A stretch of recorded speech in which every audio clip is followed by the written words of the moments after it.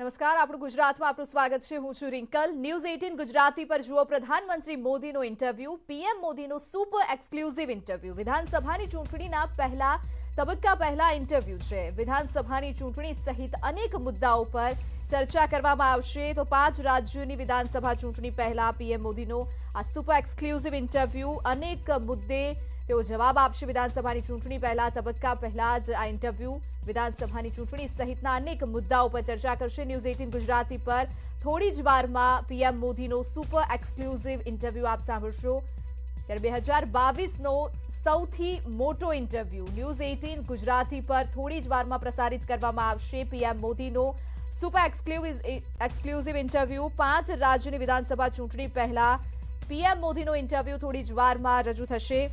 ત્યારે વડાપ્રધાન મોદી વર્ષ 2022માં પોતાનો પહેલો ઇન્ટરવ્યુ આપવાના છે. ન્યૂઝ 18 ગુજરાતી પર આપ નિહાળશો થોડી જ વારમાં.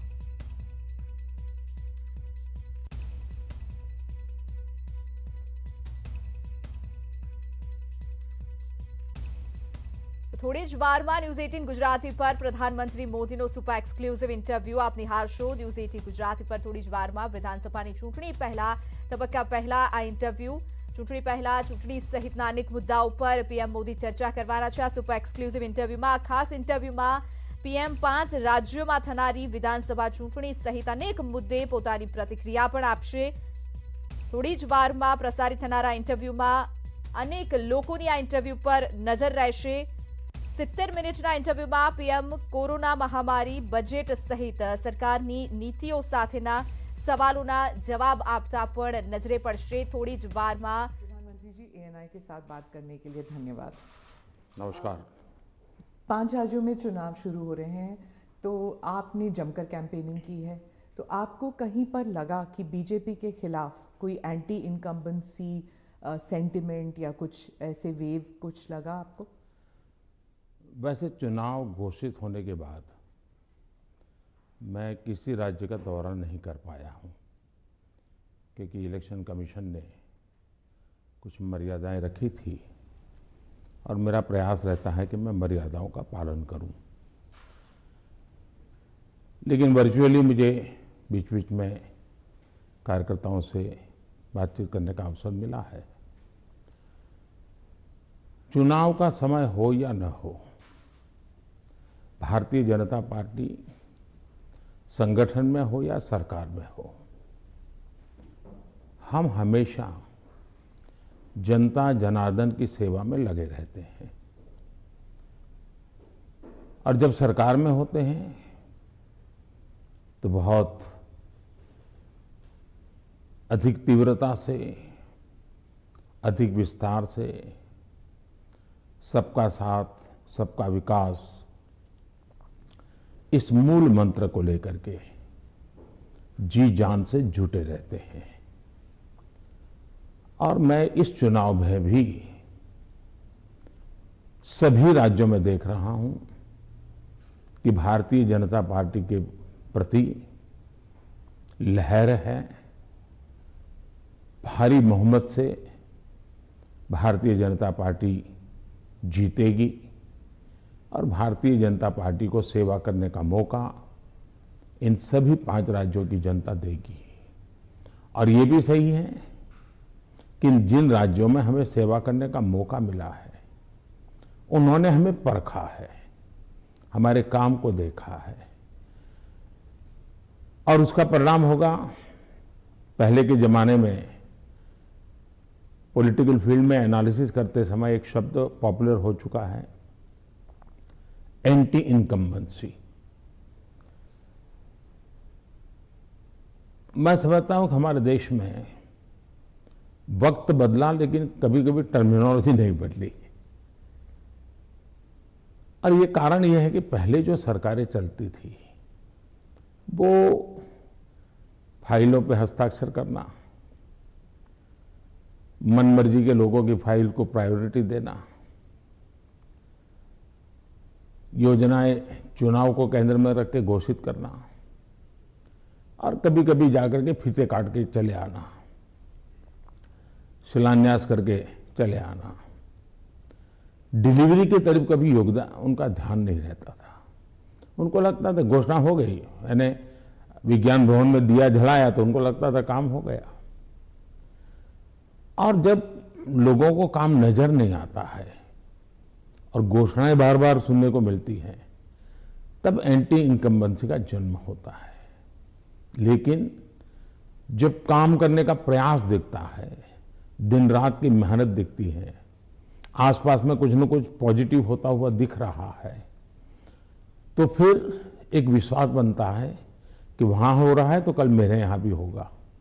गरीब को घर उसको मिल गया तो कल मुझे भी, गरीब हूं, मेरा घर इस बार लाइन नंबर नहीं लगा लेकिन कल मुझे मिलेगा, ये विश्वास पैदा होता है। और इसके कारण भारतीय जनता पार्टी के कल्चर में जहां भी हमें स्थिरता के साथ काम करने का मौका मिला है, वहां एंटी इनकम्बेंसी नहीं, प्रो इनकम्बेंसी का माहौल होता है। और भारतीय जनता पार्टी हमेशा प्रो इनकम्बेंसी को लेकर के चुनाव में अधिक ताकत से उभर करके आती है। पर उत्तर प्रदेश में एक खासियत रही कि एक ही पार्टी को दोबारा चांस नहीं देते हैं, मौका नहीं मिलता है। लेकिन आपको लगता है कि इस बार जो है, क्योंकि 3 चुनावों में उन्होंने बीजेपी को वोट दिया है, 2014 में, 17 में, 20 में आपको वोट दिया, तो आपको क्या लगता है कि आपने ही बहुत अच्छे ढंग से इस बात को कह दिया है कि 2014 में हमें वोट मिला, फिर 2017 में मिला, 19 में, हाँ, फिर 2019 में मिला, यानी 3 बार मिला। मतलब जो पुरानी थियरी है, एक बार आओ एक बार जाओ वाला, उत्तर प्रदेश ने पहले ही नकार दिया है। जब पहले ही नकार दिया है तो अब क्यों आगे बढ़ाएगा? भारतीय जनता पार्टी ने अनुभव किया है कि हमें 14 में स्वीकार किया, फिर काम देखा 17 में स्वीकार किया, काम देखा 19 में स्वीकार किया, काम देखा 22 में स्वीकार करेंगे। जी, सभी तस्वीरों में जो पोस्टर्स छपती हैं उनमें मोदी जी की तस्वीर होती है और योगी जी की। जहां पर चीफ मिनिस्टर कैंडिडेट है वहां पर चीफ मिनिस्टर कैंडिडेट का होता है, नहीं तो मोदी जी की तस्वीर होती है हर जगह। तो अगर क्या हम ये मान के चल सकते हैं कि जो राज्य के चुनाव होते हैं एक किस्म से एक रेफरेंडम है सेंटर की पॉलिसीज को भी, सिर्फ स्टेट की नहीं, सिर्फ सेंटर की भी पॉलिसीज? आप देखिए, भारतीय जनता पार्टी एक कलेक्टिव लीडरशिप में विश्वास करती है, सामूहिकता में विश्वास करती है, और हम स्तर पर सामूहिक रूप से काम करने के आदी हैं। वो तस्वीर प्रधानमंत्री की नहीं है, वो भारतीय जनता पार्टी के कार्यकर्ता की तस्वीर है जिसको नरेंद्र मोदी कहते हैं। और कार्यकर्ताओं के साथ मेरा खड़ा रहना मेरे लिए गर्व का विषय होता है। अगर मेरे साथी कार्यकर्ताओं के बीच में मेरी भी फोटो होती है तो मैं भी उन कार्यकर्ताओं जैसा लगता हूं। मुझे लगता है हाँ, मैं भी इन्हीं के बराबर हूं, मैं किसी से ऊपर नहीं हूं, किसी से आगे नहीं हूं।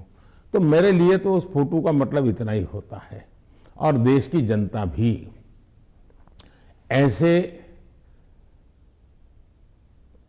ये जो फैशन हो गई है कि हर चुनाव या ना फलाने का, हर चुनाव ढीकने का, मैं समझता हूं ये चुनाव हमारे कार्य का है, हमारे आचार विचार का है, हमारी नीतियों का है, और सबसे ज्यादा हमारी नीयत का है।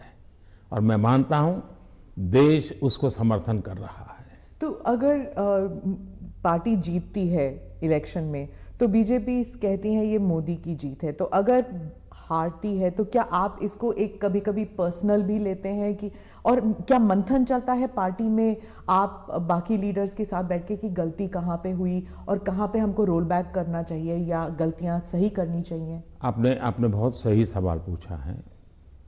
भारतीय जनता पार्टी, हम चुनाव हार करके ही जीतने लगे हैं। हमने बहुत पराजय देखे हैं, जमानतें जब्त होती देखी है। मैं तो तब राजनीति में नहीं था, लेकिन एक बार मैंने देखा कि चुनाव में ये जनसंघ था, उस समय शायद दीपक निशान था उनका, और कहीं मिठाई बांट रहे थे। तो हमने सुना ये मिठाई क्यों बांट रहे, तो सब हार गए। तो बताया साहब हमारे 3 लोगों की जमानत बच गई है इसलिए मिठाई बांट रहे हैं। उस जमाने से हम लोग गुजरे हुए लोग हैं, और इसलिए जय और पराजय दोनों हमने देखा है। हम जब विजयी होते हैं तो हमारी कोशिश ये है कि हम ज्यादा से ज्यादा जमीन से जुड़े, जमीन के साथ जितना गहरा नाता बनता जाए हम बनाए। हम जब चुनाव जीतते हैं तो हम लोगों के दिल जीतने के काम में कभी कमी नहीं आने देते। हमारे लिए हर पल, हर दिन, हर योजना, हर काम जनता जनार्दन के दिलों को जीतना, और दिल तब जीते जाते हैं जब उनको समाधान होता है, संतोष होता है। तो हम हमारी शक्ति उसी में लगाते हैं और हम बहुत कॉन्शियसली प्रयास करते हैं कि जीत हमारे सर पे न चढ़ जाए, हमारे दिमाग में वो सवार न हो जाए, और इसलिए हम धरती पर रहते हैं। जहां तक पराजय का सवाल है, हम पराजय में भी आशा को खोजते रहते हैं। हम निराशा में डूब करके इसने किया, उसने किया, इसको वो ये करो, डिकना करो, फलाना करो, इस चक्कर में नहीं पड़ते। हम सोचते हैं कि सामने वाले की रणनीति क्या थी, उसके तौर तरीके क्या थे, वो लोगों को गुमराह करने में क्यों सफल हुआ, हमारी बात को हम कैसे पहुंचाएंगे। हम औरों का भी अभ्यास करते हैं, हमारा भी अभ्यास करते हैं, हम स्थितियों का भी अभ्यास करते हैं, हम उस प्रकार के योजनाओं का भी अभ्यास करते हैं, और फिर हम आगे की रणनीति बनाते हैं। हम हर चुनाव से सीखते हैं, चुनाव जय का हो या चुनाव पराजय का हो। हमारे लिए चुनाव एक प्रकार से ओपन यूनिवर्सिटी है, जिसमें हम नए रिक्रूटमेंट के लिए अवसर भी मिलता है और अपने आप को तराशने का भी अवसर मिलता है। तो हम चुनाव को एक प्रकार से हमारा एजुकेशन का पीरियड मानते हैं। आप योजनाओं की बात कर रहे थे।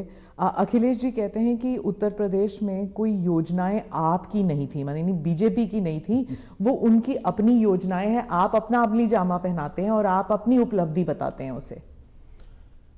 मुझे बहुत आनंद होता है जब ये सुनता हूं तो।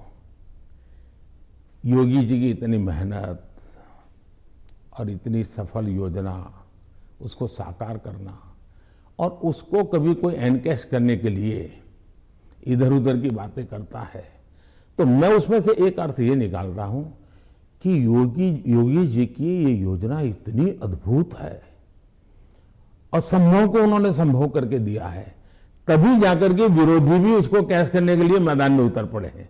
वरना विरोधी विरोध करता, कैश करने के लिए मैदान में उतरा है, मतलब योजना अच्छी है, योजना सफल है, और सफल तरीके से समय सीमा में उसको पूरा किया है। और एक प्रकार से मैं इसको योगी जी की क्रेडिट मानता हूं। दूसरा विषय है, हमारे देश में एक कल्चर चला कि राजनेता और सरकारों का काम क्या, हर चीज पे हाथ डाल देना, बोलते रहना, ये करेंगे, वो करेंगे, ये करेंगे, वो करेंगे, कभी इसके में, और कोई चीज दुनिया में उन्होंने छोड़ी नहीं है। कोई नेता मिल जाएगा, वो कहेगा हम चंद्र पर मानवी भेजने वाले हैं। कोई नेता मिल जाएगा, उसने कभी कहा होगा कि हम चंद्र पर व्यवस्थाएं खड़ी करने वाले हैं, और 100 साल के बाद भी, 50 साल बाद, 30 साल भी कोई कर देगा तो वो कहेंगे हाँ देखो हमने उस समय कहा था। तो ऐसे लोग तो बहुत मिल जाएंगे। आपने क्राइम फ्री उत्तर प्रदेश का जिक्र किया है अपने भाषणों में, पार्लियामेंट में भी आप कर रहे थे। आपने कहा कि समाजवादी पार्टी जो है वो दंगाइयों की पार्टी है, आपने, और योगी जी ने कहा कि गुंडे हैं उस पार्टी में। तो क्या आप, और समाजवादी पार्टी कहती है कि उनकी खामियां हैं और इसलिए वो हम पर एलिगेशंस करते हैं। क्या आप ये आप कैटेगोरिकली कह सकते हैं कि यूपी जो है वो क्राइम फ्री की तरफ बढ़ रही है, और ये हो सकता है, संभव है? पहली बात है कि जब लोग उत्तर प्रदेश में सुरक्षा के विषय की चर्चा करते हैं तो वहां के सामान्य मानवी के मन में पिछली सरकारों में जो उन्होंने मुसीबतें झेली है, जिस प्रकार से गुंडा राज चलता था, जिस प्रकार से माफिया की इच्छा के अनुसार ही सरकार के बाबुओं को काम करने के लिए मजबूर होना पड़ता था, जिस प्रकार से इस प्रकार के दबांग लोगों को सरकार में एक प्रकार से प्रतिष्ठा थी, आश्रय था, ये सारी चीजें उत्तर प्रदेश ने बड़े निकट से देखा है। बहन बेटी घर के बाहर नहीं निकल पाती थी, ये उत्तर प्रदेश ने देखा है। आज उत्तर प्रदेश की बेटी कह रही है कि मैं शाम को अंधेरा होने के बाद भी अगर कहीं काम है तो जा सकती हूँ। ये जो विश्वास पैदा हुआ है वो मैं समझता हूँ सुरक्षा के लिए बहुत जरूरी है। और ये तब हुआ है, उत्तर प्रदेश में एक समय था गुंडे जो चाहे वो कर सकते थे। आज स्थिति ये है कि उनको हाथ जोड़ के कहना पड़ता है कि यहाँ बाहर मुझे रहना नहीं है, तो मुझे जेल में ही रखो ताकि वहाँ थोड़ी बहुत तो मेरी जिंदगी बच जाएगी, क्योंकि मेरे पाप। और हर कोई सरेंडर कर रहा है। बहुत से लोग हो सकता है सही रास्ते पर भी आ जाएंगे, जब देखेंगे कि भाई अच्छे रास्ते से भी जीवन जिया जा सकता है तो हो सकता है अच्छे रास्ते पर आ जाएंगे। लेकिन योगी जी ने सुरक्षा को प्राथमिकता दी है, कोई कॉम्प्रोमाइज नहीं किया है। कुछ लोगों को उसके कारण तकलीफ हो रही क्योंकि उनका कारोबार वही था। आज खास करके माताओं बहनों को जो सुरक्षा मिली है ये बहुत ही महत्वपूर्ण है। अब आप देखिए इतना बड़ा कुंभ का मेला हुआ, यानी हमारे देश में हुए कुंभ के मेलों में सबसे बड़ा कुंभ का मेला योगी जी के कालखंड में हुआ। करोड़ों की तादाद में लोग आए, कोई कानून व्यवस्था की समस्या नहीं हुई, कहीं चोरी की भी खबरें नहीं आई, जेब कतरे की खबर नहीं आई।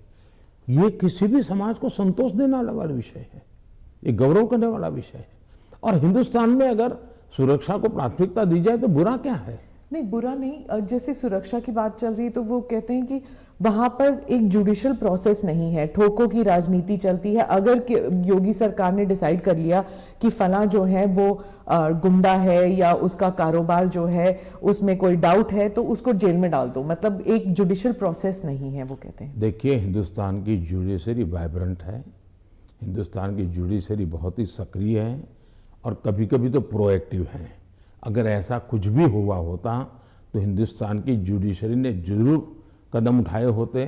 और पीआईएल करने वालों की कमी नहीं है हमारे देश में, ऐसी बहुत बड़ी जमात है जिनकी रोजी रोटी पीआईएल पर है, तो वो तो तुरंत पहुंच जाते हैं। लेकिन ऐसा कुछ नहीं हो रहा है, मतलब वो न्यायिक प्रक्रिया के आधार पर काम करते हैं। जैसे जैसे लखीमपुर खेरी का इंसिडेंट हुआ था और वो टेनी अभी भी जो हैं वो he still an important person BJP के लिए। तो ऐसे कई इंसिडेंट्स हैं, उसको लेकर जो वहाँ पर जो समाजवादी पार्टी है it has been successful in saying कि अगर कोई बीजेपी के साथ है तो वो वाइट वॉश हो जाते हैं उनके सारे क्राइम्स। मैं यही तो कह रहा हूँ कि सुप्रीम कोर्ट जो कमेटी बनाना चाहती थी राज्य सरकार ने सहमति दी, सुप्रीम कोर्ट जिस जज के नेतृत्व में तपास करना चाहती थी राज्य सरकार ने सहमति दी।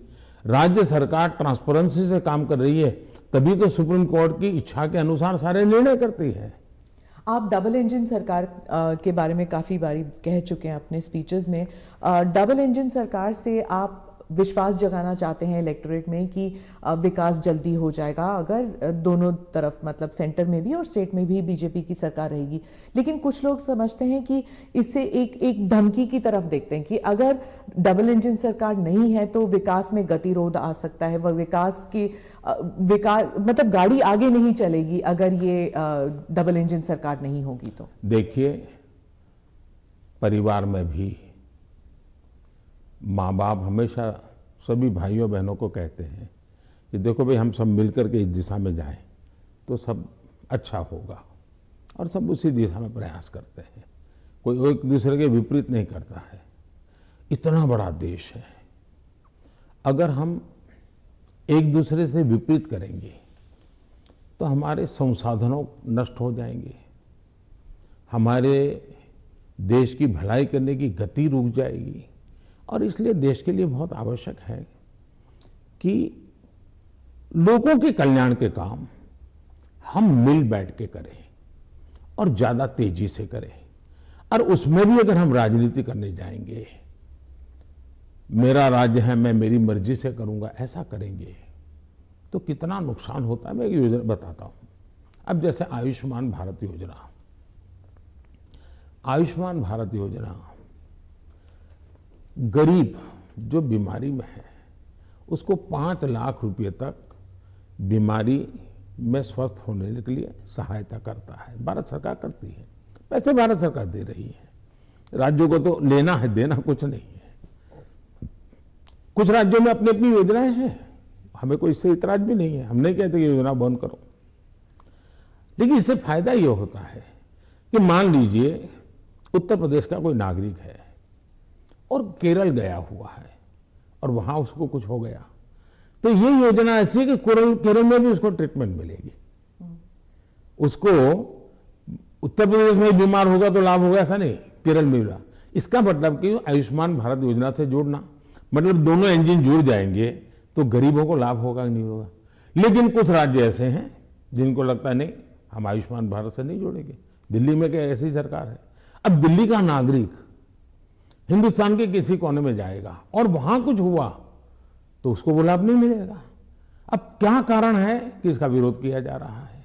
उसी प्रकार से हमने one nation one ration card क्यों किया कि भाई कोई भी मजदूर हिंदुस्तान के किसी भी कोने में जाएगा, एक ही राशन कार्ड होगा। अगर वो महाराष्ट्र में है तो भी उसको फेयर प्राइस शॉप से उसको अनाज मिल जाएगा। अब दो राज्य ऐसे निकले जिनको सुप्रीम कोर्ट को डंडा मारना पड़ा, कहना पड़ा कि भाई one nation one ration card गलत क्या है, तुम लागू करो। अब इसलिए हम कहते हैं कि डबल इंजन की सरकार होती है तो गरीबों को सबसे ज्यादा लाभ होता है। अब जैसे जीएसटी कानून आया, पहले हमारे देश में हर जगह पर टैक्सेशन की सिस्टम इतनी अलग अलग थी कि विदेश के निवेशक जो होते थे उनको बहुत दिक्कत होती थी। भाई हमें एक राज्य में अगर कारखाना लगाते हैं तो हमें वहां इस प्रकार का प्रॉब्लम होता है, दूसरे में लगाते हैं तो दूसरा होता है। अब जीएसटी होने के कारण उनको भी सहूलत हो गई। तो हम जो ये कह रहे हैं कि भाई डबल इंजन की सरकार, हम ऐसी व्यवस्थाएं करें, अपनी विविधता को बनाए रखना है, भारत की विविधता ही उसकी ताकत है, लेकिन व्यवस्थाओं को भी बनाए रखना है। और इसलिए हम कहते हैं कि जब डबल इंजन लगता है तो ताकत बहुत बढ़ जाती है, हमारी शक्ति वेस्ट नहीं होती है। हमें इसका उपयोग सिर्फ और सिर्फ देश का कल्याण, गरीबों का कल्याण, देश के युवाओं का भला, इतना ही हमारा अर्थ है। आप विविधता की रिस्पेक्ट के बारे में बात करते हैं, लेकिन राहुल गांधी और सिर्फ राहुल गांधी नहीं, स्टालिन, केसीआर, महबूबा, ममता सब कहते हैं कि आपकी पार्टी जो है उस विविधता को रिस्पेक्ट नहीं करती, इसलिए चाहे बंगाल हो या आंध्रा, तमिलनाडु, केरला और कश्मीर, इन सभी राज्यों में बीजेपी कहीं घुस भी नहीं सकती है, सरकार बना नहीं सकती है, क्योंकि एक सेंट्रिस्ट, एक स्ट्रांग व्यू पॉइंट वाली पार्टी है जो रीजनल एस्पिरेशंस को नहीं समझती। पहली बात ऐसी है कि भारतीय जनता पार्टी एक ऐसी पार्टी है जिसका ये मत है कि देश के विकास के लिए हमें रीजनल एस्पिरेशंस को एड्रेस करना ही चाहिए। और देश में मैं पहला मुख्यमंत्री हूं जो इतने लंबे समय तक राज्य का मुख्यमंत्री रह करके आया हूं, और इसलिए राज्य के एस्पिरेशंस क्या होते हैं, राज्य की आवश्यकताएं क्या होती हैं, इसका मुझे भली भांति समझ है। और इसी के कारण हम हिंदुस्तान के सभी राज्यों की अब देखिए, मैं दुनिया के मेहमान आते हैं तो पहले उनको दिल्ली में ही आना और जाना हो जाता था, मैं ऐसा नहीं करता हूं। आप ट्रंप को ले गए? मैं उनको अलग अलग जगह पर, मैं चाइना के राष्ट्रपति को ले गया तमिलनाडु, मैं फ्रांस के राष्ट्रपति को ले गया उत्तर प्रदेश, मैं जर्मन चांसलर को ले गया कर्नाटका, और तब तो कांग्रेस की सरकार थी। किसकी सरकार? इस देश की शक्ति को उभारना, इस देश के हर राज्य को प्रोत्साहन मिलना, यही हमारा काम होता है। अब यूएन में जाकर मैं तमिल भाषा में कोट करता हूं तो दुनिया को गर्व होता है कि भारत के पास दुनिया की सबसे पुरानी भाषा है, पहले कोई बोलता ही नहीं था। और इसलिए तो मैं हर एक को साथ लेकर के चलने का प्रयास करता हूं, और मैं मानता हूं वही रास्ता है। हम विविधता में एकता के दर्शन करते हैं, लेकिन आज दुर्भाग्य से कुछ नेता अपने निजी स्वार्थ के लिए विविधता को एक दूसरे के साथ विरोध के लिए सीड्स के रूप में उपयोग कर रहे हैं। ये बहुत बड़ा दुर्भाग्य है। हमें विविधता में से एकता को पनपाना है। तो आप कह रहे हैं इससे अलगाववाद बढ़ेगा? पिछले 50 साल का अनुभव यही है, उन्होंने यही किया है, हर चीज पे देश को बांटो, राज करो, और उसी में से अलगाव पैदा होता है। लेकिन भारत का चरित्र ये नहीं है, भारत के नागरिकों का चरित्र ये नहीं है।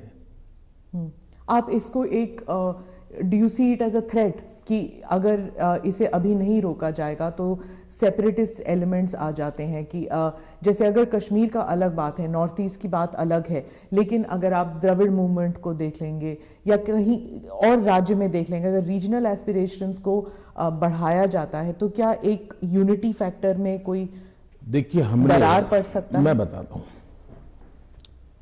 काम करने का तरीका कैसे होता है। हमारा ये मत है सामाजिक न्याय। भारत जैसे देश में इतनी विविधता भरा समाज व्यवस्था, और अगर सामाजिक न्याय के सिद्धांत में हम थोड़ा सा भी ऊंचे नीचे करेंगे तो हमारे देश को बहुत नुकसान होगा।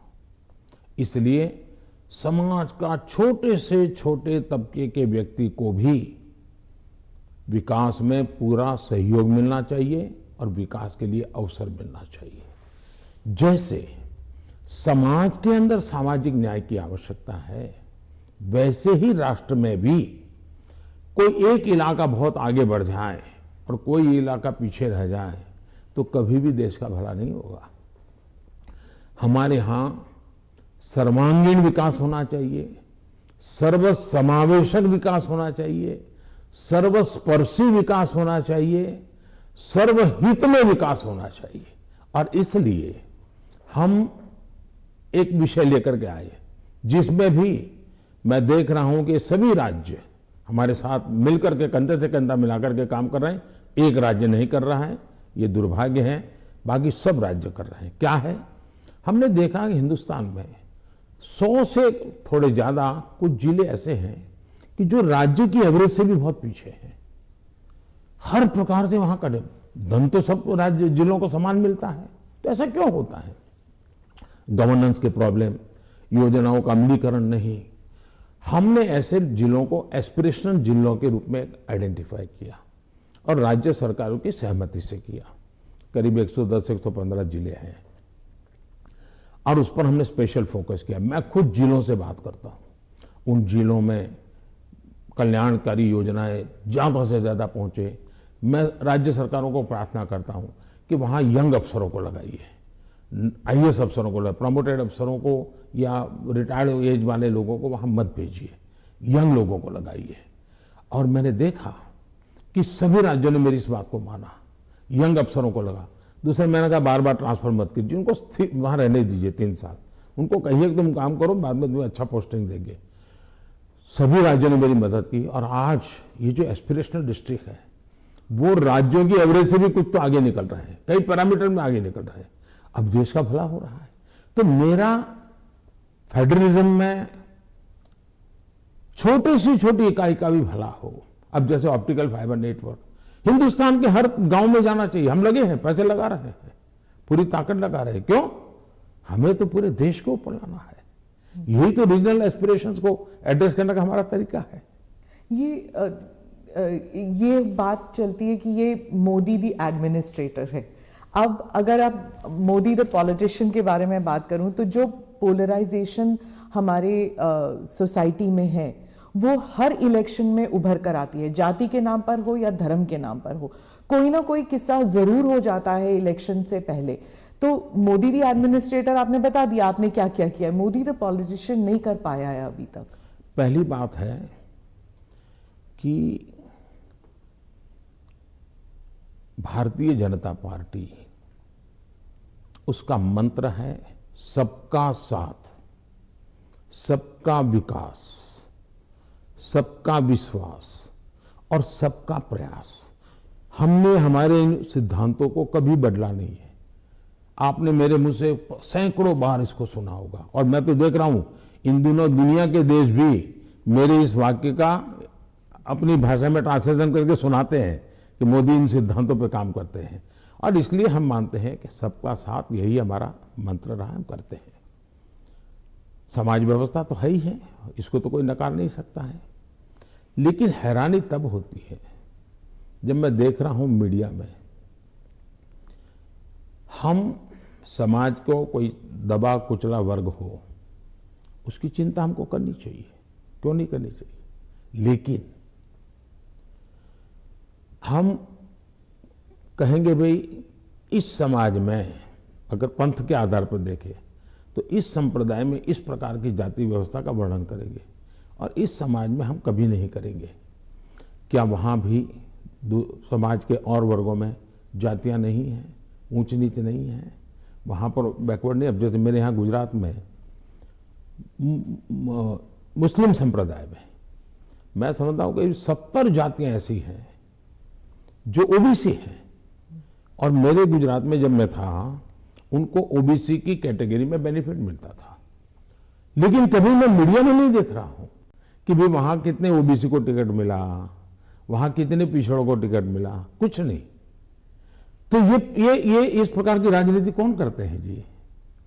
क्या इससे बाहर आना चाहिए कि नहीं आना चाहिए? हम टिकट देंगे तो भी जाति के आधार पर बंटवारा शुरू कर देते हैं, इसी भाषा में वर्णन करते हैं।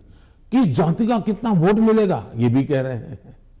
हम ये सारी भाषा को बदलना चाहिए और इसलिए सबका साथ सबका विकास, हम उसी मंत्र को लेकर के चलना चाहते हैं, ताकि हमारा मत है कि देश की एकता देश को आगे ले जाने के लिए बहुत आवश्यक है। पर जो अल्पसंख्यक हैं वो दरार में गिर जाते हैं, वो जो फिशर्स होते हैं उनमें गिर जाते हैं। जो वो आपने तो कई सारे उदाहरण दे दिए जहां पर वो जैसे आपने कहा कि कार्ड यहाँ पर भी इस्तेमाल हो सकता है, वहां पर भी इस्तेमाल हो सकता है, बहुत सारी योजनाएं हैं। लेकिन जब ऐसे पोलराइजेशन की जो किस्से हो जाते हैं तब क्या होता है, मीडिया में भी आ जाता है, और जब मीडिया में आता है minorities are not safe in India, international media में भी आ जाता है। जो पूंजी निवेश करना चाहता है बाहर बैठ के, वो सोचता है यहाँ पॉलिटिकल अनरेस्ट है, मैं क्यों यहाँ पर पैसे लगाऊं। तो एक आज विश्व में भारत ने अपनी एक अच्छी पहचान भी बनाई है और वो मीडिया की ताकत से भी आगे निकल गई है।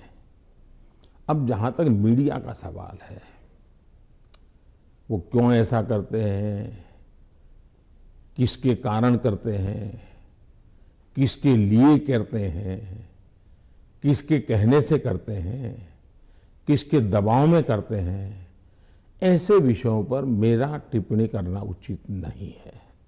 लेकिन मेरा इतनी समझ जरूर है कि मीडिया वर्ल्ड में भी एक बहुत बड़ा कंपटीशन है। उनको भी टिकने के लिए, अपने व्यापारिक हितों के लिए भी बहुत जिद्दोजहद करनी पड़ रही है। वो भी एक एलिमेंट है मीडिया की, कुछ मजबूरियां भी है उनकी। इस सबके बावजूद भी हमारी बात दुनिया में पहुंची है, इन्हीं लोगों के माध्यम से पहुंची है, क्योंकि अच्छे लोग भी हैं, नहीं ऐसा नहीं है। जहां तक विदेश का मीडिया का कुछ सवाल है, दुनिया में मैंने देखा है कि कोई ही देश होगा, रेयर एक्सेप्शन, मैं भारत की बात नहीं कर रहा हूं, मैं बाहर की बात कर रहा हूं, कि जहां का मीडिया अपने देश के हितों के खिलाफ कुछ करता हो। कभी नहीं करते। तो कभी कभी ये मीडिया हाउस भी उनके देश के हितों के लिए भी, देशों के बीच की जो स्पर्धा होती है तो एक लाइन ड्रॉ करते हैं, तो उनकी एक अपनी दुनिया है, चलने दीजिए। लेकिन आप देखिए क्या कारण है कि आज सबसे ज्यादा एफडीआई है भारत में, क्या कारण है सबसे ज्यादा एफआईआई है, क्या कारण है इतना निवेश आ रहा है, क्या कारण है कि जब आयुष्मान कोरोना आया, दुनिया के 150 के करीब देश भारत की दवाई के लिए, मुझे लगातार हिंदुस्तान, दुनिया के मैक्सिमम लोगों ने मुझ पर टेलीफोन करके दवाइयां मांगी होगी। तो भारत की प्रतिष्ठा है तभी तो कर रहे हैं। और इसलिए ये जो हम 24 घंटे हेडलाइन के भरोसे राजनीति करते हैं, उनकी मजबूरियां होगी। मैं तो दुनिया के लोगों के सामने सत्य लेकर के जाता हूं, सच्चाई पहुंचा के रहता हूं और दुनिया को भारत की तरफ आकर्षित कर रहा हूं। और पीएलआई इसके अभी हम लाए, कितना बड़ा रिस्पांस मिल रहा है जी, कितना समर्थन मिल रहा है। समाजवाद के बारे में आपने कहा कि जो समाजवादी पार्टी है ये फेक सोशलिस्ट हैं, नकली सोशलिस्ट हैं। तो समाजवादी है कौन फिर उत्तर प्रदेश में? क्योंकि अर्थशास्त्री कहते हैं कि बीजेपी जो है वो पहले इकोनॉमिक पॉलिसीज में राइटिस्ट थी, फिर वो सेंट्रिस्ट हो गई, अब वही समाजवाद बन गए हैं। पहली बात है, भारतीय जनता पार्टी जनसंघ के जमाने से हमारी आर्थिक सिद्धांतों की चर्चा आप सुनोगे तो यही रही है कि हम देश की जनता पे भरोसा करते हैं, देश की जनता के सामर्थ्य पे भरोसा करते हैं। सरकार की नीतियां उनको अवसर देने वाली होनी चाहिए और हम वो नीतियां बना रहे हैं कि उनको सबसे ज्यादा अवसर मिले। दूसरी बात है, हमारा मत है government has no business to do a business. अब ये कहां समाजवाद के साथ बैठता है? ये तो समाजवाद के खिलाफ है। सरकार का काम है गरीब के लिए भोजन की चिंता करो, सरकार का काम है गरीब के लिए घर बनाओ, सरकार का काम है गरीब के लिए शौचालय बनाओ, सरकार का काम है गरीब को पीने का शुद्ध पानी दो, सरकार का काम है गरीब अगर बीमार है तो उसको इलाज की व्यवस्था करो, सरकार का काम है गरीब गांव-गांव तक कुछ रास्ते बनाओ, लोगों को जाने आने की सुविधा करो। सरकार का काम है कि हमारा देश का एग्रीकल्चर ताकत जो है विश्व के बाजार में कैसे पहुंचे, इसके लिए कुछ व्यवस्था करो। छोटे किसान उसको दरकिनार किया गया, उसकी चिंता करो। और मेरी प्राथमिकता यही है, मुझे लोगों को घर देना है, मुझे गरीबों को शौचालय देना है, मुझे गरीबों को धुएं से मुक्त करना है, मुझे गरीबों को घर में शुद्ध पीने का पानी पहुंचाना है, मुझे गरीब के बच्चों को पढ़ाना है। अगर कोई इसको समाजवाद कहता है तो मुझे ये समाजवाद मंजूर है, तो क्योंकि मैं समाज के लिए हूं। लेकिन मैं जो चर्चा करता हूं नकली समाजवाद, वो ये है, ये पूरी तरह परिवारवाद है। लोहिया जी का परिवार कहीं नजर आता है क्या? वो भी तो समाजवादी थे। जॉर्ज फर्नांडिस का परिवार नजर आता है क्या? वो भी समाजवाद थे। नीतीश बाबू हमारे साथ काम कर रहे हैं, वो भी तो समाजवादी हैं। परिवार कहीं नजर आता है क्या? ये समाजवादी लोग हैं।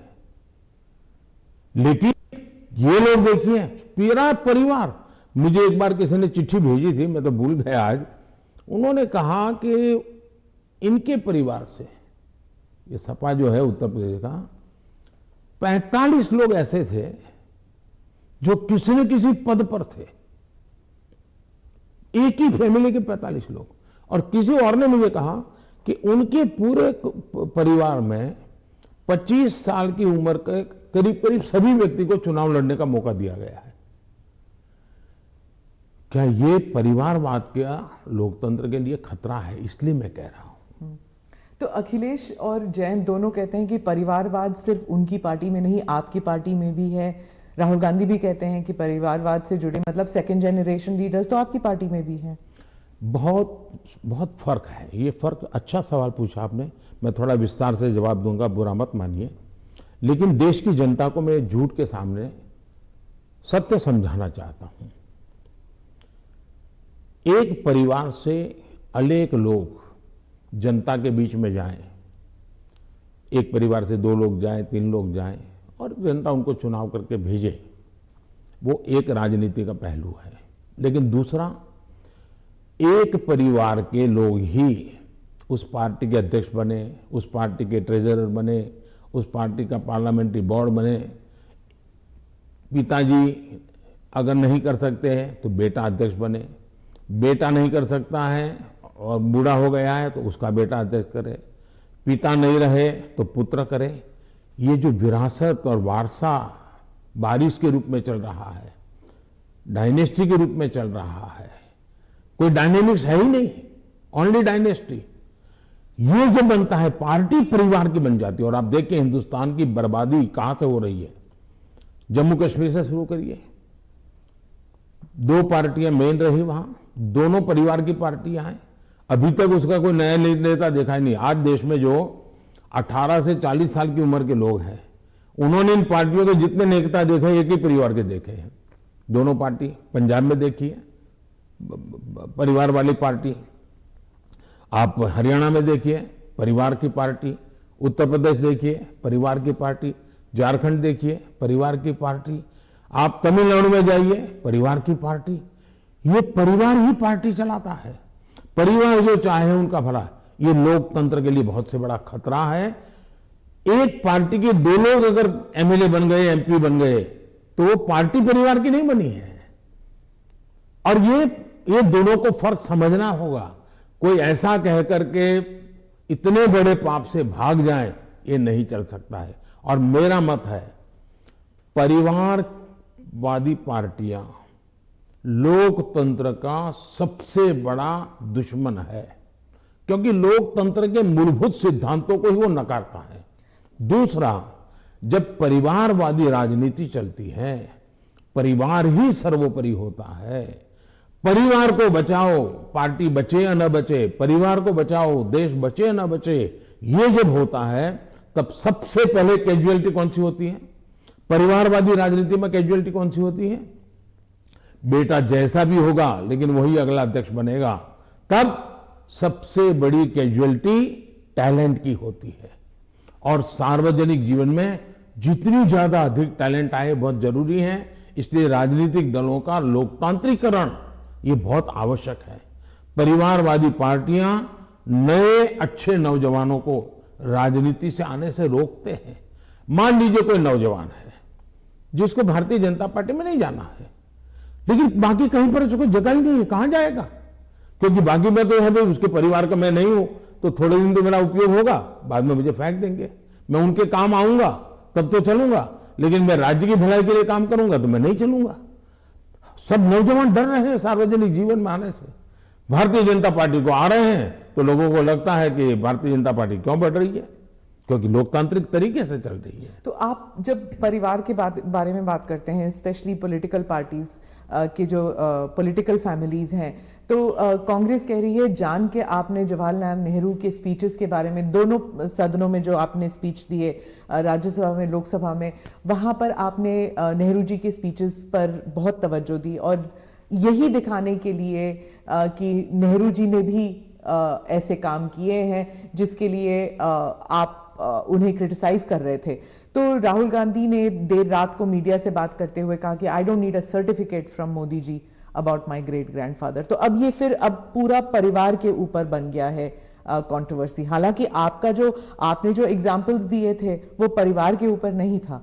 पहली बात है, मैंने किसी के पिताजी के कुछ नहीं कहा है, मैंने किसी के दादाजी के लिए कुछ नहीं कहा है, नहीं मैंने किसी नाना जी के लिए कहा है, नहीं मैंने किसी की माता जी के लिए कुछ कहा है। मैंने देश के प्रधानमंत्री ने क्या कहा वो कहा है।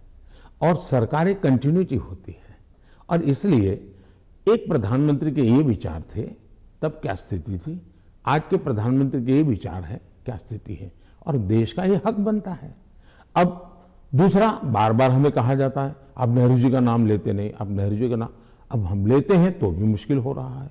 मुझे समझ नहीं आ रहा है कि इतना डर किस बात का है। प्रधानमंत्री जी, 2014 से आप कांग्रेस मुक्त भारत की बात करते हैं। अब वो 60 से कम सीटें हैं कांग्रेस पार्टी की, और उत्तर प्रदेश में तो नंबर 4 पर हैं। तो आप इतना वक्त क्यों लगा रहे थे अपने स्पीच में कांग्रेस के ऊपर? पहली बात है कि देश की जो आज हालत है उसमें सबसे जिम्मेवार कोई मुख्य धारा है तो कांग्रेस की धारा है। इस देश को जितने प्रधानमंत्री मिले ना, उसमें से अटल जी को और मुझे छोड़ करके सारे प्रधानमंत्री कांग्रेस कुल के ही थे। इसके कारण देश में एक कांग्रेस की कार्यशैली ही राजनीति में एक प्रकार से मुख्य धारा बन गई। अब जब कांग्रेस की कार्यशैली, कांग्रेस की विचारधारा, कांग्रेस के पसंद नापसंद के आधार क्या है, संप्रदायवाद है, जातिवाद है, भाषावाद है, प्रांतवाद है, भाई भतीजावाद है, भ्रष्टाचार है।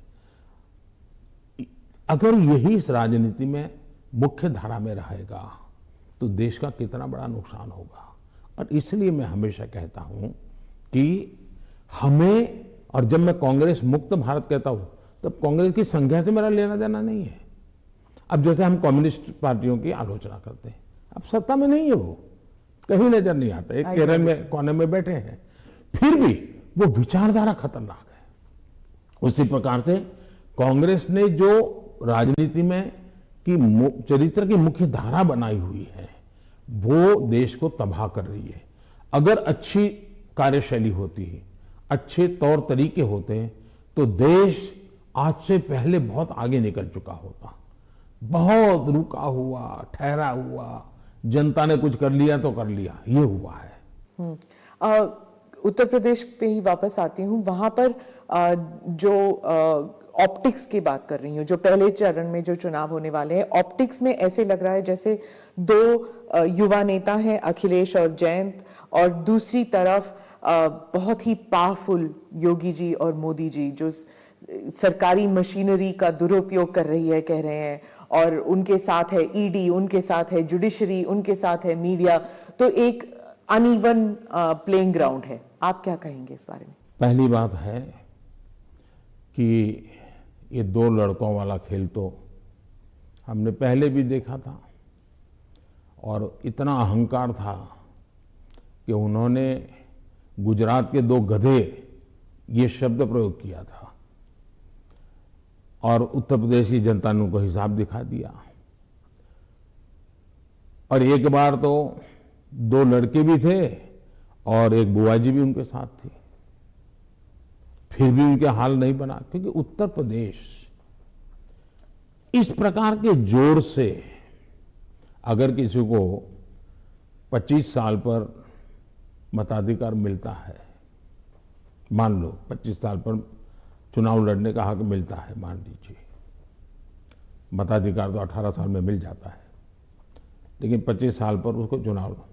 लेकिन कोई पिताजी ऐसा कहे कि देखो मेरा ये बेटा है वो 10 साल का है, ये बेटा है 15 साल का, दोनों 25 के हो गए, उनको चुनाव लड़ने दो, तो कोई लड़ने देगा क्या? तो इस प्रकार की मेलजोल से चलता है क्या? नहीं, पर जो उनका आरोप है कि लेवल प्लेइंग फील्ड नहीं है, क्योंकि बीजेपी सरकारी मशीनरी और इदारों का इस्तेमाल करती है, ईडी का, और टैक्स रेड्स होते हैं कैंडिडेट्स पर, उनके रिश्तेदारों पर। आप क्या कहेंगे? हिंदुस्तान में भ्रष्टाचार ये दिमक की तरह देश को परेशान कर रहा है कि नहीं कर रहा है? ऐसे लोगों के खिलाफ हर जनता ने हर बार आवाज उठाई कि नहीं उठाई है? अगर मैं कुछ न करूं तो जनता मुझे माफ करेगी क्या? जहां से भी सरकार को जानकारी मिलेगी, सरकार ने कदम उठाना चाहिए कि नहीं उठाना चाहिए? और कदम उठाने के बाद अगर देश के खजाने में अरबों खरबों रुपये आ रहे हैं तो मेरी तारीफ होनी चाहिए। अच्छा, चुनाव के समय हिंदुस्तान में हर बार चुनाव चलता रहता है भाई, तो सरकार काम करना बंद कर दे क्या? चुनाव आप एक बार तय कर लीजिए भाई, 5 साल में एक बार ही चुनाव होगा, सब मिलकर के चुनाव लड़ेंगे, सभी राज्यों के साथ होंगे, केंद्र का साथ में होगा, सारा खर्चा भी बच जाएगा, तो फिर कभी ईडी भी नहीं दिखाई देगा, सीबीआई भी नहीं दिखाई देगा। अब क्या करें? वो तो सरकारी दफ्तर है, वो अपने अपने तरीके से काम करते हैं, वो स्वतंत्र तरीके से काम करते हैं, चुनाव बीच में आ जाता है, करेंगे क्या?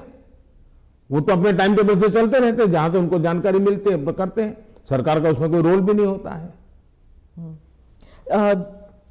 ये पहला चुनाव है किसान कानून वापस लेने के बाद चुनाव। जब आपने देश के नाम संदेश किया तो उस टाइम आपने कहा कि ये चुनाव से संबंधित डिसीजन नहीं था, आपने पूरे उस प्रक्रिया के बारे में बताया, लेकिन आपके समर्थक भी कह रहे थे that there was so much of personal capital. प्रधानमंत्री जी शायद कन्विंस नहीं कर पाए किसानों को कि ये देश हित में है, किसानों के हित में है, और उसकी वजह से आपके समर्थन भी जो हैं वो डिसअपॉइंट हो गए थे। तो क्या आप इसको एक व्यक्तिगत रूप में आप इसको एक हार मानते हैं?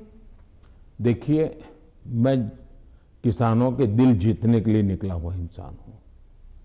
मैं छोटे किसानों का दर्द समझता हूं और मैंने हमेशा उनके दिल जीतने का प्रयास किया है, और हिंदुस्तान भर के किसानों का मैंने दिल जीता भी है, मेरा साथ दिया है, समर्थन किया है। लेकिन मैंने कहा था, उस दिन भी कहा था टीवी में, कि मैंने किसानों की भलाई के लिए कदम उठाए, लेकिन आज देश के हित में मैं वापस कर रहा हूं। मैं समझता हूं इसको अधिक विस्तार मुझे करने की जरूरत नहीं है। बाद के घटनाक्रमों से पता चलेगा कि क्यों जरूरत पड़ी थी। तो क्या आप एक डायलॉग करने के लिए फिर से तैयार हैं, किसानों को कन्विंस करने के लिए? इस देश के लोकतंत्र का ये सबसे पहला कर्तव्य बनता है, लोकतंत्र में जनप्रतिनिधि का और सरकार का, कि जनता के साथ संवाद करते ही रहना चाहिए, और हम लगातार करते हैं। हम कभी भी संवाद टूटना जिसके पक्ष में है ही नहीं। हर किसी को, मुझे भी सुनना चाहिए, मेरी सरकार को भी सुनना चाहिए, और बातचीत करना ही चाहिए। बातचीत हमेशा होनी चाहिए, और इश्यू पर चर्चा ना हो ऐसा नहीं है। जैसे हम बजट के पहले बजट कैसा बने हद से क्यों पूछते हैं, किसानों से पूछते हैं कि बजट कैसा बनना चाहिए, उनके विचार लेते हैं। ये हम तो मानते हैं कि सब कुछ ज्ञान बाबुओं के पास है और नेताओं के पास है, ऐसा हम नहीं मानते। हमारे देश के पास, हर नागरिक के पास अनुभव है, हर नागरिक के पास ज्ञान का भंडार है। हम तो सबसे संवाद करना चाहते हैं, सबसे सीखना चाहते हैं, सबके सुझावों के आधार पर हम चलना चाहते हैं। कोविड के टाइम फर्स्ट वेव और सेकेंड वेव, उसके बारे में आपने अपने स्पीच में भी जिक्र किया कि उसे आपने कहा कि जो कोविड के अगेंस्ट जो हमारी लड़ाई थी वो वी वर विक्टोरियस, मतलब भारत जो है वो विक्टोरियस उभर के आया। लेकिन आपने ये भी कहा कि महाराष्ट्र की सरकार और दिल्ली की सरकार जो है वो नकारात्मक कार्य कर रही थी। लेकिन अरविंद केजरीवाल, राहुल गांधी और शिवसेना ने, तीनों ने कहा कि नहीं, ये गलत है। कोविड की लड़ाई में जो नाकामयाबी सरकार की थी, सेंट्रल गवर्नमेंट की थी, वो हम पे लादा जा रहा है। मैंने ये कहा कि कांग्रेस पार्टी, जब लॉकडाउन हुआ, WHO समेत सब लोग कहते थे कि जो जहां है वहां रहे, वो एक जगह से दूसरी जगह पे न जाए, वरना कोरोना के वो शिकार हो जाएगा, उसका जीवन को तकलीफ हो जाएगी। और उस समय कोरोना किस चाल से चलता है, उसका रूप रंग क्या है, कोई पता ही नहीं था दुनिया को। लॉकडाउन, अफरा तफरी में लॉकडाउन राज्यों ने शुरू कर दिए थे, राज्यों ने लगातार अपनी तरफ, और एक राज्य लॉकडाउन कर रहा है तो दूसरा, तो इसलिए नेशन वाइड कुछ करने की आवश्यकता बन गई थी। ये लोग भूल जाते हैं, लॉकडाउन पहले से ही राज्यों ने शुरू कर दिए थे। भारत सरकार ने तो बाद में लॉकडाउन का निर्णय करना पड़ा सबको एक साथ उसकी स्थिति सुधारने के लिए। दूसरी बात है, मैंने कहा कांग्रेस पार्टी ने फ्री टिकट दे करके लोगों को प्रोत्साहित किया कि आप जाइए। वो टिकट तो दिया उन्हें 500,000 लोगों को, लेकिन हवा बना दी कि जाओ। अब उस समय ये न करते तो हमारे देश के श्रमिकों को 2-4, क्योंकि भय का वातावरण तो था ही था, 2-4 दिन में चीजें संभल जाती उनको पर, तो बाद में व्यवस्थाएं खड़ी हो जाती। लेकिन उल्टा किया और पूरी ताकत श्रमिकों के लिए लगानी पड़ी। तब जाकर के योगी जी को हजारों बस भेजनी पड़ी यहाँ पर। पर भी दिल्ली में आप पार्टी ने, उसके नेताओं ने जीपों में जाकर के झुपड़पट्टी में कहा है, वीडियो अवेलेबल है, कि भाई आप जल्दी जाइए और वहां पहुंचिए, वहां से आप अपने घर पहुंच जाइए, यहां तो लॉकडाउन हो रहा है। भय पैदा कर दिया। और मैं हमेशा कहता हूं, ये भारत की जनता इतने बड़े संकट में, दुनिया मानती थी कि हिंदुस्तान का हालत सबसे खराब होगा, और स्वाभाविक था कि इतनी बड़ी जनसंख्या, हम इस प्रकार से समूह में रहते हैं, हमारा जीवन भी सामूहिक होता है, और ये बीमारी ऐसी है कि तुरंत लपेट लेती है, तो हमारे लिए हर प्रकार के संकट थे, ये तो मानना पड़ेगा। और बीमारी ने दुनिया भर को जिस प्रकार से समृद्ध देशों को तबाह कर दिया है, उसकी तुलना में हम बच पाए, तो हम गर्व से कह सकते हैं कि भाई हिंदुस्तान के नागरिकों ने जो भी उनके पास संसाधन थे, उन्होंने अपने डिसिप्लिन को फॉलो किया और उन्होंने अपने आप को बचाने में काफी मदद की। तो विजय, मैंने जो भी कहा है 130 करोड़ को, लेकिन मैंने ये कभी नहीं कहा कि कोरोना खत्म हो गया। मैं तो आज भी कहता हूं ये बहुरूपिया है, वो कभी भी नए रंग रूप के साथ मैदान में उतर आता है और हमारी स्थितियों को चुनौती देता है। हमें हर बार डायनेमिक व्यवस्था से नई नई व्यवस्थाएं खड़ी करनी पड़ रही, और हमें जागरूक रहना पड़ेगा। प्रधानमंत्री जी, चुनाव 5 राज्यों में है। अब पंजाब की बात करती हूं, तो आपको क्या लगता है कि बीजेपी ने जो अपना एलाई खोया है पंजाब में, उसकी वजह से मतलब तीसरी पार्टी आ रही है शायद पंजाब में पहली बार, पर बीजेपी कभी अपना रूट्स बना नहीं सकी उस राज्य में। क्या आप इसको एक राजनीतिक विफलता मानते हैं? मैं समझता हूं कि मेरी पार्टी के जो वरिष्ठ नेताओं ने उस समय जो नीतियां बनाई, जो रणनीतियां बनाई, वो उस समय के लिए बहुत अनिवार्य थी, और उसके कारण पंजाब की एकता पंजाब के अंदर फिर से एक बार शांति का माहौल बने, पंजाब खून खराबे से बाहर निकले। और मैं मानता हूं कि भारतीय जनता पार्टी ने अपने राजनीतिक स्वार्थ के बजाय पंजाब का हित सुप्रीम माना और उसने राजनीतिक जो भी कॉम्प्रोमाइज करने की आवश्यकता थी किया। वो बहुत जरूरी था, इसलिए किया। हम पंजाब को खून खराबे से बाहर निकालना चाहते थे, हम पंजाब को शांति देना चाहते थे, और उसके लिए अगर बीजेपी का नुकसान होता है तो होने देंगे, ये हमने होने दिया। बीजेपी तब भी पनप सकती थी, लेकिन हमारे लिए जरूरी था कि हम उस रास्ते पर चले जिसके कारण हम यहाँ पर सुख शांति का माहौल बनाने में हम बहुत बड़ा पॉजिटिव योगदान दे सके, और वो हमने किया और पंजाब को बाहर निकालने में उस संकट से बाहर आए। जहां तक राजनीति का सवाल है, आज भारतीय जनता पार्टी सबसे अधिक विश्वसनीय पार्टी के रूप में पंजाब में उभरी है। आपने देखा होगा बहुत बड़े वरिष्ठ लोग, समाज जीवन के वरिष्ठ लोग, जिनका राजनीति से लेना देना नहीं थे, वैसे बहुत बड़ी मात्रा में पिछले दिनों भारतीय जनता पार्टी ज्वाइन किया है। फिर जो राजनीति के बहुत बड़े महारथी हैं, ऐसे लोगों ने भी अपने पुराने दल छोड़ करके भारतीय जनता पार्टी, टिकट दे या न दे, लेकिन भारतीय जनता पार्टी पंजाब के स्थिरता के लिए, पंजाब के विकास के लिए, पंजाब की शांति के लिए बहुत जरूरी है, और इसलिए पंजाब में भारतीय जनता पार्टी का शासन बनना चाहिए। आज पंजाब से आवाज उठी है और इसलिए है हम आगे बढ़े हैं। आज दो दल भारतीय जनता पार्टी के साथ जुड़ गए हैं, कैप्टन साहब और ढींडसा साहब बहुत पुराने लोग हैं जो राजनीति के वहां महारथी रहे, 3-3 दशक तक जिन्होंने वहां की राजनीति को दिशा दी है। ये लोग आज भारतीय जनता पार्टी को पसंद कर रहे हैं, और इसलिए मैं मानता हूं कि भारतीय जनता पार्टी पहले की तुलना में बहुत ही यशस्वी होगी। पंजाब के लोगों के जो एस्पिरेशंस, कई कारणों से हमने भी शायद कॉम्प्रोमाइज कर करके अपनी पार्टी का नुकसान किया, हो सकता है कुछ लोगों का भी हुआ होगा, लेकिन अब जब हम खुल करके आए हैं तो उनका भी हौसला बुलंद हो गया। जो लोग दबे हुए रहे थे वो भी खुल करके हमारे साथ आए हैं। हमने किसान को डायरेक्ट बेनिफिट के लिए हम अड़े रहे, हमने कैप्टन साहब को समझाया, कैप्टन साहब हमारे साथ थे, उस समय वो मुख्यमंत्री थे, सहमत हुए, और किसान को डायरेक्ट बेनिफिट ट्रांसफर हमने किया पंजाब में उसकी खेत की। तो मैं 1000 से ज्यादा वीडियो निकली है, 1000 से ज्यादा सोशल मीडिया में, एक मिनट की वीडियो में देख रहा था, मैंने भी कभी 10-12 तो देखी होगी। किसान कह रहा है कि मेरा खेत तो उतना ही है, मेरी फसल वही है जो मेरे 20-25-30 साल से हम कर रहे हैं, पैदावार भी उतनी है, लेकिन मेरे घर में इतने रुपये पहले कभी नहीं आए जितने मोदी जी की सरकार ने डायरेक्ट बेनिफिट ट्रांसफर का निर्णय किया, और किसान को जो माल है उसका पैसा सीधा बैंक में खाते में उसके जाएगा। तो सारे बिचौलिए गए, कट जो होता था वो गया, और मुझे मेरा पूरा पैसा मिला। ये छोटा किसान आज भारतीय जनता पार्टी का जय जयकार कर रहा है।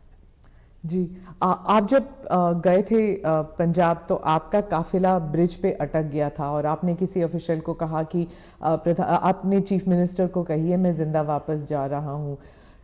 बहुत सारी इन्वेस्टिगेशन भी चल रही है सिक्योरिटी को लेकर, लेकिन उस वक्त आपको कैसे महसूस हुआ था, क्योंकि आप पंजाब से पता नहीं कब से जुड़े हुए हैं? मैं इस पूरे नॉर्थ से पार्ट से मेरा बहुत निकट नाता रहा है। मैं पंजाब में बहुत रहा हूँ, मैं पंजाब की मेरा बड़ा नाता रहा है। मैं मेरी पार्टी का काम वहाँ करता था। मैं पंजाब के लोगों की जो वीरता है ना, मैंने देखी है। पंजाब के लोगों के दिल को मैं जानता हूँ। मैं आपको एक उदाहरण बताता हूँ। मैं अपनी पार्टी का काम करता था, उस समय तो ये आतंकवाद बड़ी एकदम हालत बड़ी खराब थी, शाम के बाद कोई निकल नहीं पाता था, और मैं शायद मोगा में था या तरन तारण में था, मुझे याद नहीं है आज, और मुझे अगले स्टेशन पे जाना था, लेकिन कार्यक्रम के कारण देर हो गई। मैं और मेरे ड्राइवर दो ही थे, हम निकले, और दुर्भाग्य से हमारी गाड़ी खराब हो गई रास्ते में। तो हम कोशिश कर रहे थे लेकिन गाड़ी चल नहीं रही थी।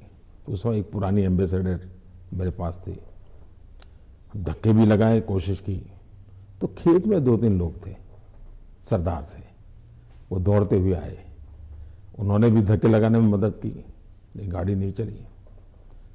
फिर हमने कहा भाई नज़दीक से कोई हमें कोई मैकेनिक मिलेगा कि नहीं मिलेगा, तो साहब यहाँ तो अभी तो कोई मिलेगा नहीं, बहुत दूर दूर है। फिर उन्होंने मुझे कहा कि देखो भाई तुम्हें बुरा न लगे तो एक बात करो। मैंने कहा क्या?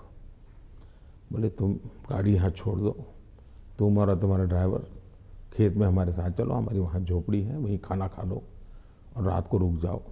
सरदार परिवार जिस प्रकार से उन्होंने मुझे संभाला, उन्होंने कहा भाई कुछ भी हो तुम सुबह जाना, अब यहीं रुक जाओ। बाद में उनको पता चला मैं तो भाजपा का कार्यकर्ता हूँ। वो कहा ठीक है, नहीं तुम भाजपा के हो, कुछ भी हो, तुम आज रात मेरे यहाँ रुको।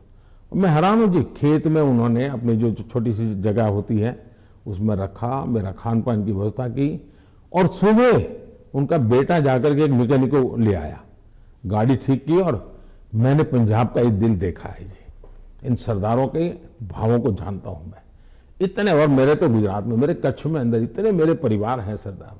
मैंने जब लखपत में गुरुद्वारा का भूकंप में नुकसान हुआ था, मैं वहाँ गया देखने के लिए, मुझे बड़ा दर्द हुआ। तो मैं ऐसे ऐसे कारीगरों को लाया राजस्थान वगैरह बाहर से कि वैसा ही मुझे गुरुद्वारा बना के दो जो गुरु नानक देव जी के जहाँ चरण पड़े थे, बनाया दोबारा। आज कच्छ के अंदर जो हमारे सरदार परिवार है, बहुत बड़ी मात्रा में है, खेती करते हैं। जब वो इसका बात का बना, उनकी आंखों में से आंसू आ जाता है जी। और मैं अभी कुछ दिन पहले भी एक वर्चुअल मीटिंग में मैंने उस गुरुद्वारा में सबसे बात की, मेरा इतना लगाव रहा है जी। आपने देखा होगा, एक किताब है पढ़ने जैसी है सरकार की, शायद अंग्रेजों के जमाने में जी भी सिख कौम के लिए नहीं हुआ है। अंग्रेजों के जमाने में, कांग्रेस के जमाने में तो हुआ ही नहीं है। ऐसे अनेक काम मैंने देश के कल्याण के लिए, हमारे सिख भाइयों की वीरता का सम्मान करने के लिए किए हैं, और मुझे गर्व है। चुनाव की जगह पर है, लेकिन मैं मानता हूं ये मेरे देश के वीर जवान है, मेरे देश के सच्चे किसान हैं, उनके कल्याण के लिए मैं जितना कर सकूंगा मैं करता रहूंगा। तो क्या उस दिन आपको ऐसे लगा कि ये राजनीतिक आंदोलन था इसलिए ऐसे हुआ? ऐसा है कि इस विषय में मैंने पूरी तरह मौन रखा हुआ है, क्योंकि सुप्रीम कोर्ट स्वयं इसको गंभीरतापूर्वक इस बात को देख रही है। मेरा कोई भी वाक्य पूरी जो चल रहा है उस पर प्रभाव पैदा करे यह उचित नहीं है। जो भी है सुप्रीम कोर्ट के द्वारा जांच कमेटी निकालेगी, जो सत्य होगा देश के सामने आएगा, और हमें तब तक इंतजार करना चाहिए। जी, आपने दोनों स्पीच में, राज्यसभा में भी और लोकसभा में भी, आपने कई बार कांग्रेस पर हमला किया, और कांग्रेस पार्टी कहती है कि आपने राहुल गांधी के जो एलिगेशंस थे, चाहे बेरोजगारी पर हो या भारत चाइना पर हो, आपने उसका जवाब नहीं दिया, उल्टा उन पर वार किया। तो पहली बात यह है कि हमला करने वाली भाषा न मैं जानता हूं, न मेरी वो प्रकृति है, लेकिन तर्क के आधार और तथ्य के आधार पर सदन में मैं कोई बात बताऊं, वो मीडिया के लिए गरम गरम मसाला बनाने के लिए हमारा शब्द उपयोग होता होगा। हम हमला नहीं करते, हम संवाद करते हैं। वाद विवाद भी होता है, टोका टाकी भी होती है, और वो विषय मैं बहुत हंसते हुए इसको स्वीकार करता हूं। मैं इसके कारण मुझे कोई नाराजगी नहीं होती, और मैंने हर विषय के तथ्य दिए हैं, हर विषय को तथ्यों के आधार पर बात की है। कुछ विषयों पर सदन में हमारे विदेश मंत्रालय ने विस्तार से कहा है, कुछ विषयों पर हमारे रक्षा मंत्रालय ने विस्तार से कहा हुआ है, और कुछ विषयों पर जरूरी जहां था वहां मैंने भी कहा है। और इसलिए इस प्रकार से जो सुनते ही नहीं है, जो सदन में बैठते ही नहीं है, अब उनकी कमेंट पर मैं जवाब क्या दूंगा? आपने कहा कि आपने मन बना लिया है, 100 साल आप पावर में नहीं आना चाहते, तो मैंने भी मन बना लिया। आपने क्या मन बनाया? हमने मन बना लिया है कि अब राष्ट्र को हम उस बुराइयों की तरफ जाने नहीं देंगे। हम देश में जनहित के लिए जीने वाले, जनहित के लिए जूझने वाले, जनता जनार्दन के सपनों को पूरा करने वाली व्यवस्थाओं को ही बनाएंगे, उसी को बढ़ाएंगे, उसी को चलाएंगे, जरूरत पड़ेगी तो उसको साथ देंगे। यही हमारा रहेगा रास्ता। हम जो देश को तबाही के रास्ते पर ले जाने वाले जितने तरीके हैं वो नहीं आने देंगे। ANI के साथ बात करने के लिए धन्यवाद। बहुत बहुत धन्यवाद। नमस्कार।